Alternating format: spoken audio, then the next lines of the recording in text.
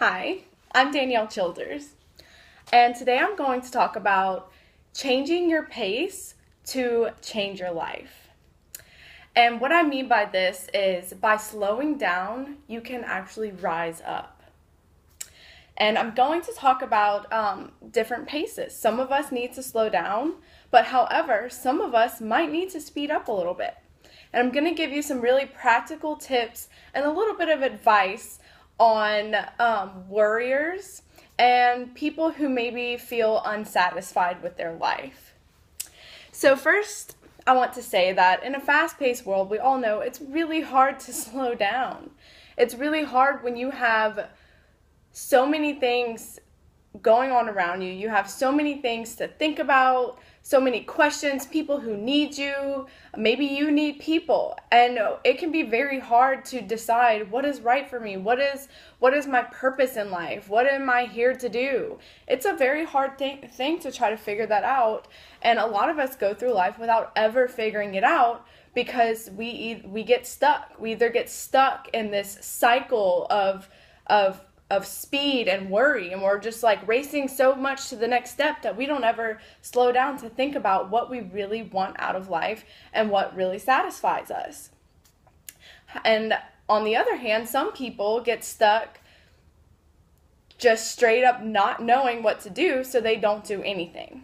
I'm sure a lot of us have that problem. Maybe you watching this are going through that right now. I've been there before in that decision making to where I remember feeling like, oh my God, there's so many decisions out there, I'm just not going to do anything at all. And then years later, you're still not doing anything, and you never get anywhere. And most of us spend our life doing this. Most of us spend our life either stuck or just continuously moving, and we never actually have time to stop and slow down and think about what we want. So I just want to say, like, don't wait until it's too late. Don't wait. You know, the quote is live like you were dying, or some people wait until they die to live like they were dying. But I think you should do this every day. You need to make it a goal. You need to make it a priority to treat your life every single day as if it's your last, because it could be. You never know. But you never know, and you never know when someone else's might be. So treat every day as an opportunity to grow and an opportunity to know yourself and an opportunity to know the people around you, to know the world around you. Something doesn't have to communicate to you in order for you to love it. And by that, I mean flowers, trees, anything like that in life, things that maybe can't communicate. It's still a living, breathing thing, and it's important for us to also get to know that the earth is your friend. The earth is your friend, and it has so many beautiful things to offer you, like flowers. So I just want you to slow down to notice, and don't wait until something bad happens to make a change. Make a change now. So if something bad happens, if something traumatic happens, you can say, you know what? I lived a full life, and I did my best, and that's what will matter. So now I'm going to talk about people who move too fast, worriers. If you are moving too fast, some of the symptoms of moving too fast, being a worry wart, which I'll get to that later. We all have that little wart in our mind that likes to worry and tell us all these things that are bad and all the things that other people should be doing and all the things that other people should have done or should do or would have, could have, should have. Who cares? And I'll get to that. So anyways, if you're moving too fast, some of the symptoms might be stress, anxiety. You might feel very overwhelmed. If you're feeling that way, chances are you are way too fast-paced, and you probably spend a lot of time thinking about other people. Does that sound like you? If so, I have some really practical tips to give you. Think about this. When is the last time that you looked a family member in the eye and noticed them? And I don't mean just seeing that they're there. I mean really sitting down and noticing your partner, noticing your child, or maybe even a best friend, like really sitting down and talking to them one-on-one. When is the last time you've done that? Just this simple action can bring you so much peace inside of you. It is the act of being in the moment while in the presence of another person. And it's easy for us. A lot of us, we'll eat with our partner, we'll eat with them, but do we really look them in the eye? Do we really put down our phone? And do we really turn off everything around us and be in the moment with them? We need to do that. So that's something to think about. And then, when was the last time that you just sat, maybe had a cup of tea or a cup of coffee? Instead of just pouring in the morning and going, maybe make it a habit to sit down. Make it a meditation. Make it a celebration of life, a ritual. Coffee, tea, even if it's just warm water, anything, whatever gets you going in the morning, make it a habit to spend at least 5 minutes to yourself every day, just being and just letting your mind wander. Don't wonder about other people. Don't wonder why or how or when or what or all that stuff. It's just blah. That is just blah stuff, okay? That is just junk. It clutters your mind. Get it out. Just get it out. Don't worry about it. It's dumb. Don't worry about that. Just think about flowers. Think about it's just something simple. And I know it probably sounds silly, but it's so important for you, and it actually will help your mind to grow more. This is actually a very intelligent thing to do. This is something that intelligent people do on a daily basis, because it is working out a different muscle in your brain that's going to help you in your business. It's going to help you succeed in your career path. It's going to help you succeed in relationships just by doing that one thing every day that helps your mind just wonder a little bit. Just wonder about the sky. Look at the clouds. Look at what's for dinner. What do you want to cook? What do you want for breakfast? And not in an anxiety motion. Wonder about it as, ooh, I love thinking about that when I go to bed at night. I always say, it's so good to just think about what I want for breakfast. Because trust me, I've been through worry stages when, yes, bad things are happening. They happen. It happens. Bad things happen in life.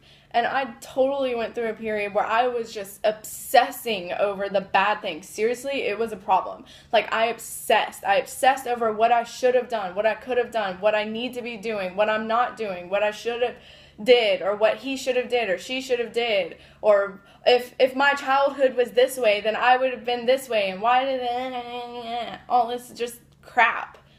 And then I thought, why am I thinking of this? Like, I just want to think about what I want for breakfast. Like, it was dumb. It was just like I'm literally wasting my time, and honestly, it's embarrassing. Why am I wasting my time worrying about other people? Like, that sure does put me on a power trip, right?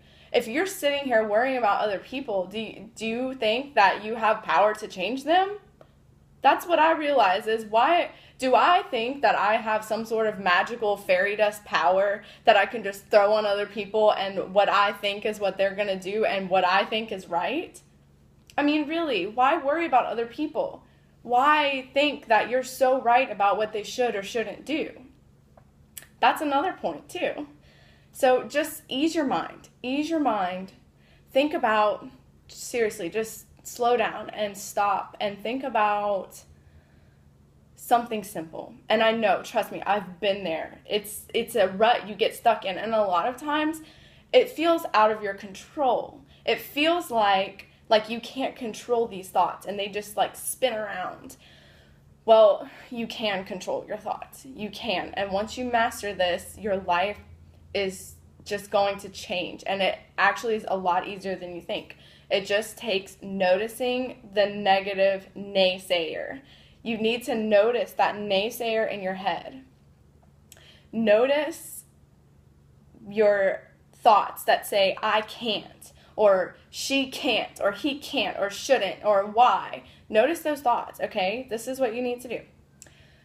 Replace this is what I have done and I have practiced, and it has also worked. replace any negative word in your mind with a positive word. And this is really fun. So this is what I like to call it. Replace your naysayer with a yay-sayer. Yay-sayer, okay? Replace it with a little cheerleader in your mind. You have a little cheerleader. Go you, go you. Just replace it. And replace those negative thoughts, that little negative Nancy in your head that says, oh, you're not good enough, you're not worthy enough, you can't follow your dream, you're not skinny enough, this is my dog Dax, by the way. Hi Dax. Hi Dax. Do you have a yay-sayer? You have a yay-sayer. Dax says, be like me. Be like me and just think about food. Think about food and love and pets and being needy and spoiled. Okay, I'm getting a little off track here. It's cool here today, so he's like really feeling frisky and like wanting to play all day. Okay, so replace your naysayer with a yay-sayer. And that means take out all of those negative thoughts. Take out the thoughts that say no. Any no, the first step is recognizing your negative words. When I did this, when I started recognizing that I even had a naysayer, most of us don't even know. We don't hear that little spirit in our ear that tells us no all the time. This was the most amazing part, is when I realized it was even there to begin with. And I was like, no crap, I'm feeling like crap. I have someone in my head telling me negative things all day long. And when you recognize it, that is when it becomes easy to replace those negative words with positive. And at first, it is a chore. It's like homework. You're doing brain homework. So you just want to immediately replace it. Your body is now in habit of saying, no, you can't, no, you can't, no, you can't. So you are snapping. As soon as you hear that, yes, I can. Yes, I can do that, and yes, I will. Seriously. So it's just like it's like you're retraining your mind. That's it. So as soon as you hear it, no. Even make a little snap noise in your head. No. You know how when you train dogs, you make a noise? Well, you're kind of doing that with yourself. You're training your mind to hear the positive instead of the negative. And this seriously will change your life so much. For anybody who's worrying out there, you have that naysayer. That is what causes the worry. It's just an endless cycle. It just keeps going and going and going. So replace those negative words with positive words. Snap at yourself. No naysayer. I'm a yay-sayer. Yay-sayer. That's what you need. Get your own cheerleader. You need to cheer yourself on. You can, and you will, and you are. You are doing it because you're watching this video and you're reaching out for help. You're ready for change. So now I want to say, by doing that, you are stopping. You are no longer giving your naysayer power anymore. Don't give the naysayer power. Give the yay-sayer power. You want positive power, not negative. Negative can just overwhelm you. You need that positivity in your life. And do one thing every single day. Do one thing every single day that gives you a positive thought. Every day, you need to make it a habit to think about something positive. If you had a really bad day and you need to just say, you know what? I'm positive that I woke up this morning and I didn't step on a Lego. Then do that. If you're really just having a really bad day and the only thing you can think of is that you did step on a Lego this morning, well then so be it. That's still positive. More positive than saying, I had a really crappy day. Say, I didn't step on a freaking Lego today, so you know what? My day is going pretty darn good. So make it a habit every day to think of one positive thought. Maybe that can be in the morning with your 5-minute meditation. And yes, at first, it's going to feel hard. You're going to feel like, oh, I can't stop my thoughts. This is impossible. No, it's not.